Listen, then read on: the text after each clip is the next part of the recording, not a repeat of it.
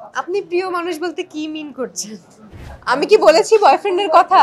এই যে চোরের মন পুলিশ পুলিশ। আমি একজন হিন্দু। আমি মুসলিম ধর্মকেও শ্রদ্ধা সম্মান করি।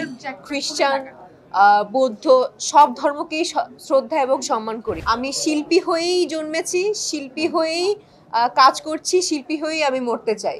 পূজার প্রিপারেশন আসলে আমি এইবার আসলে আমার নেওয়ার কোনো চিন্তা ভাবনাই ছিল না, কারণ সবাই জানে যে আমার মা আমার সাথে নেই এবং মা মারা গিয়েছে 6 মাস হতে চলছে।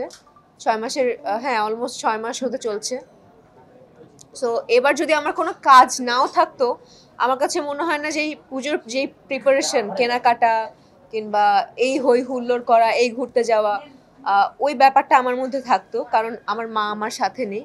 গতবারও আমার মা সাথে ছিল, বিভিন্ন পূজা মণ্ডপে আমার মার হাত ধরে বলি, মার হাত ধরে না, মা আমার হাত ধরে যাচ্ছিল, অ্যাজ লাইক আমি তার মা এবং সে আমার সন্তান। এরকম ভাবে আমরা পুরো পূজা মণ্ডপে মূর্তি দেখছিলাম, ঠাকুর দেখছিলাম।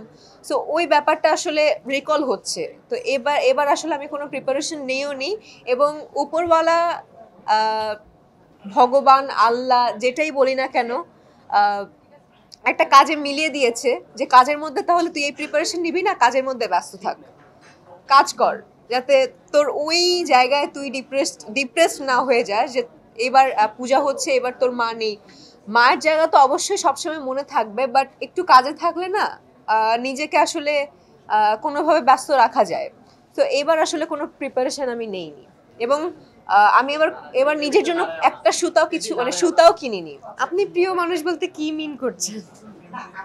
আমার ফ্যামিলি সবাইকে শপিং করে দেওয়া হয়েছে, গিফট দেওয়া হয়েছে। আমার ভাইয়া আছে, ভাবি আছে, ভাইয়ের একটা ছেলে আছে, তাদের জন্য কেনাকাটা করে দেওয়া হয়েছে। বাট আমি নিজের জন্য আপাতত কি এবার আসলে কিনিনি এবং কিনবো না। আমাদের উচিত প্রত্যেকটা ধর্মকে শ্রদ্ধা করা। আমি একজন হিন্দু। আমি মুসলিম ধর্মকেও শ্রদ্ধা সম্মান করি। খ্রিস্টান, বৌদ্ধ সব ধর্মকেই শ্রদ্ধা এবং সম্মান করি এবং আমার কাছে মনে হয় আপনাদের সবারই সব ধর্মকে শ্রদ্ধা করা উচিত, সম্মান করা উচিত। তো ওই ব্যাপারে আমি কিছু বলবো না। ধর্ম যার যার, উৎসব সবার। আমি সবসময় সত্যের পক্ষে থাকি, ভালোর পক্ষে থাকি। আমি এখনই বলবো, এখন সবাইকে বলবো এবং আমি ইদানিং ধরে আমি ফেসবুকে একটু কম অ্যাক্টিভ, যেটা আমি বলবো।